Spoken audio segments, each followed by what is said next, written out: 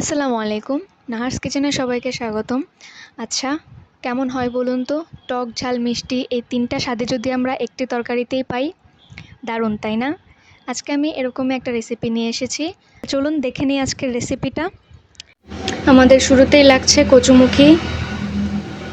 এখানে আছে হলুদ গুঁড়ো, ধনিয়া গুঁড়ো, একটু মিষ্টি মিষ্টি ভাবের জন্য লাগবে একটু চিনি। এখানে আছে জিরা গুঁড়ো, মরিচ গুঁড়ো, কালো জিরা, কাঁচামরিচ ছিঁড়ে রাখা, পেঁয়াজ কুচি, লবণ, আদা বাটা, ট্যাংরা মাছ এবং তেঁতুল। কড়াইয়ে তেল দিয়ে দিলাম।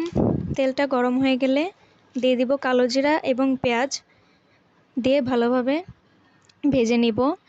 এরপর দিয়ে দিব সবগুলো মশলা দিয়ে ভালোভাবে কষিয়ে নিব। মশলা কষা হয়ে গেলে দিয়ে দিব মাছগুলো ভালো করে নেড়েচেড়ে ঢেকে দিব। কিছুক্ষণ পর ঢাকনা উঠিয়ে আরেকটু নেড়ে মাছগুলো একটি বাটিতে তুলে নিব। এই কষানো মশলাতেই দিয়ে দিব আমাদের কচুমুখিগুলো, দিয়ে ভালোভাবে নেড়েচেড়ে ঢাকনা চাপা দিয়ে দিব। এই ফাঁকে আমরা তেঁতুলের টকটা বানিয়ে নিব। পানির সাথে ভালো করে মিশিয়ে বিচিগুলো ফেলে দিতে হবে। আমাদের তেঁতুলের টকটা রেডি হয়ে গেলে ঢাকনা সরিয়ে নিলাম। দেখুন এর মধ্যে ভালোভাবে মশলাটা মিশে গেছে। এখন আমরা আরেকটু নেড়ে ঝোলের জন্য পানি দিয়ে দিব পরিমাণ মতো।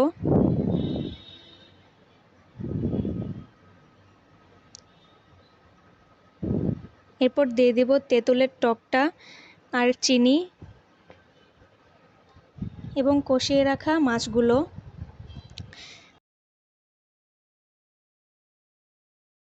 আর উপর থেকে ছিঁড়ে রাখা কাঁচামরিচগুলো ছড়িয়ে দিব, দিয়ে কিছুক্ষণ নেড়ে ঢেকে দিব। বেশ কিছুক্ষণ পর ঢাকনা সরিয়ে নিব। দেখুন কালারটাও কি সুন্দর এসেছে।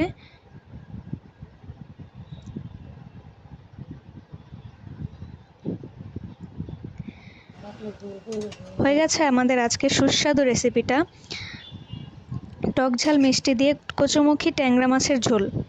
আপনারাও বাসায় তৈরি করে ট্রাই করে দেখুন কেমন লাগলো রেসিপিটা, এবং লাইক করতে ভুলবেন না, সাবস্ক্রাইব করে বেল আইকনটি প্রেস করে রাখতে ভুলবেন না।